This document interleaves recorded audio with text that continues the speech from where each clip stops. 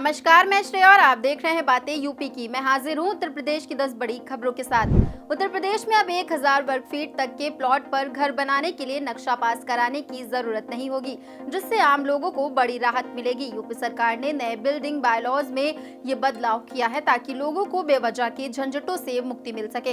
अब 5000 वर्ग फीट तक की इमारत के लिए सिर्फ आर्किटेक्ट का सर्टिफिकेट ही काफी होगा। साथ ही 25% हिस्से में नर्सरी, क्लिनिक या ऑफिस खोलने के लिए भी अलग से अनुमति की जरूरत नहीं होगी। इससे समय और पैसा दोनों की बचत होगी। सुप्रीम कोर्ट ने गुरुवार यानी 17 अप्रैल को वक्फ संशोधन अधिनियम 2025 को लेकर दायर की गई याचिकाओं पर सुनवाई की और साथ ही सुप्रीम कोर्ट ने केंद्र सरकार को जवाब दाखिल करने के लिए 7 दिन का समय दिया है। कोर्ट ने निर्देश दिया कि अगली सुनवाई तक वक्फ संपत्तियों को डी नोटिफाई नहीं किया जाएगा और न ही कलेक्टर कोई निर्णय लेंगे। साथ ही कोर्ट ने कहा कि इस दौरान वक्फ बोर्ड या परिषद में कोई नई नियुक्ति नहीं होगी।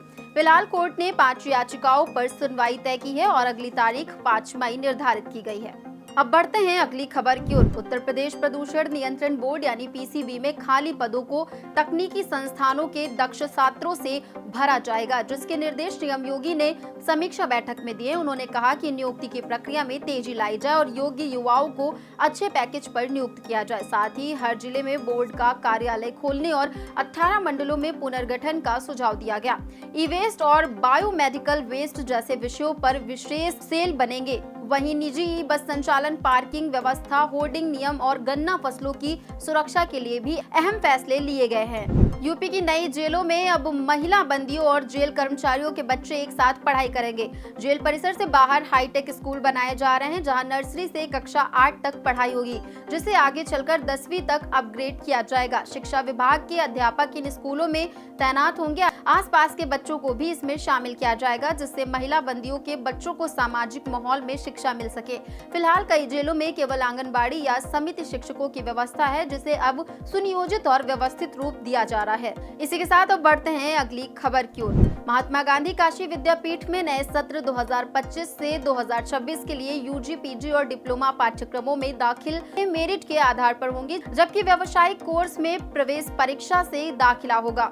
25 अप्रैल से ऑनलाइन आवेदन शुरू होंगे। स्नातक पाठ्यक्रमों में 35 से 40% और पीजी व डिप्लोमा में 10% सीटें बढ़ाई जाएंगी। बीबी और एमए एजुकेशन की पढ़ाई भी इसी सत्र से शुरू होगी। साथ ही विद्यापीठ और रूस की लाइब्रेरी के बीच शैक्षणिक समझौता हुआ है, जो भारत रूस के शैक्षिक संबंधों को मजबूती देगा। मुख्यमंत्री योगी आदित्यनाथ ने नगर विकास विभाग की समीक्षा बैठक में स्पष्ट निर्देश दिए कि प्रदेश के सभी नगर निकायों में जहां भी पद रिक्त हैं, वहां तुरंत भर्ती प्रक्रिया शुरू की जाए, ताकि मैन पावर की कमी ना हो। इसी के साथ उन्होंने ई बसों को प्रोत्साहित करते हुए पुराने डीजल और सीएनजी बसों को हटाकर ईंधन स्वच्छ बसों को शामिल करने का आदेश दिया। उन्होंने कहा कि स्मार्ट नगर पालिकाओं में डिजिटल सुविधाएं, जल जमाव और प्रदूषण की मॉनिटरिंग सुनिश्चित की जाए। वहीं मथुरा में कृष्ण लोक पार्क और अयोध्या में लवकुश पार्क जैसे मॉडल विकसित किए जाएंगे। लखनऊ विश्वविद्यालय में प्रवेश प्रक्रिया जल्द शुरू होने जा रही है, जिसमें छात्रों को केवल समर्थ पोर्टल के माध्यम से आवेदन करना होगा। संभावना है कि 1 सप्ताह के भीतर फॉर्म वेबसाइट पर अपलोड कर दिए जाएंगे, जबकि मई के अंत में प्रवेश परीक्षा कराई जाएगी। परीक्षा के बाद मेरिट सूची तैयार की जाएगी, जिसके आधार पर काउंसलिंग के माध्यम से विभिन्न पाठ्यक्रमों में दाखिला मिलेगा। चूंकि विश्वविद्यालय ने नई शिक्षा नीति के अनुरूप कई व्यावसायिक पाठ्यक्रम शुरू किए हैं, इसलिए BCom, BSc, BA, LLB, BBA, BCA, pharmacy और नवीकरण ऊर्जा से जुड़े कोर्सेज की मांग सबसे अधिक रहने की उम्मीद है। इसके अलावा स्नातक को 4 वर्षीय और पीजी को 1 वर्षीय बनाए जाने से छात्रों के लिए शिक्षा और रोजगार के नए अवसर खुल रहे हैं। अब बढ़ते हैं अगली खबर की ओर। यूपी रोडवेज यात्रियों को सफर के दौरान मनपसंद खाना ऑर्डर करने की सुविधा देने जा रहा है। मील ऑन रोड नामक ऐप के जरिए यात्री बस में बैठकर ही अपने पसंद का भोजन बुक कर सकेंगे, जो अनुबंधित यात्री प्लाजा पर उपलब्ध होगा। बस नंबर, यात्रा की तारीख और मार्ग दर्ज करने पर ऑर्डर बुक हो जाएगा।